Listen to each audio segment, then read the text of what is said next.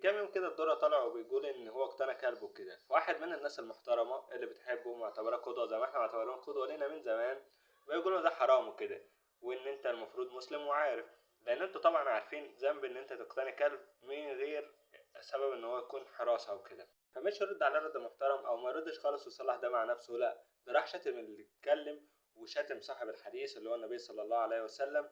وكمان من بجاحته طالع في فيديو اكتر من 6 دقايق بيبرر لنفسه اللي هو انا صح وانتوا غلط، وطالع بقى يشتم في المصريين وانتوا اللي بتكفروا وانتوا اللي مش عارف ايه وملحدين والكلام ده كله. فاقل كلمه تتقال عنه ان هو، انا اسف في اللفظ، من كلاب الشهره، لان مفيش حد عاقل مؤثر يطلع ويتكلم بالطريقه ديت غير لما يكون كلب شهره.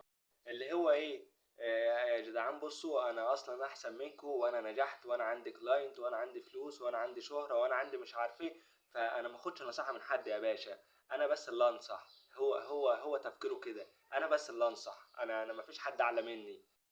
فتمام يا باشا، انت مش راكب دماغك وعامل فيها ان انت مفيش منك اتنين، وان انت في مره من المرات لما الناس هجعتك على السوشيال ميديا عندك رحت شايل 400 ألف متابع مرة واحدة. تخيل انت كواحد صانع محتوى تشيل 400 ألف عندك. تمام، مش الناس دي كانت بتزعجك وانت شلت 400 ألف مرة واحدة؟ خلاص، انت بقى ازعجت كل الناس اللي عندك ديت، اللي عاملين ملايين بالنسبة للمنصات اللي عندك كلها. الناس دي لما تصحى تلاقيها مش موجودة، وده واجب عليك اصلا ان انت تروح كده تعمل له انفولو وتريح نفسك، لان انت هتتسأل على حاجة زي كده. انت بقى تصحى تلاقي الناس دي كلها مش موجودة عندك، ابقى شوف بقى مين اللي هيدعمك. لان هو الدور عامل كده على طول، يعني تلاقيه كل ما يبقى فيه حاجة او مثلا ريتش عنده وجع هو بيتضايق لما ريتش يبقى عنده وجع، فاللي هو انا عايز اعمل اي حاجة ترجع لريتش تاني. فهو قال لك انا هاخد دي فرصة بقى، واحد عامل له كومنت زي كده وروح شاتمه، فزادت منه شوية، فاهمني؟ فخلاص زيد منك شوية، اتحمل بقى يا باشا. الناس اللي زي دي ايا كانت حلوة او وحشة المفروض انها يتعمل لها مقاطعة زي اي حاجة.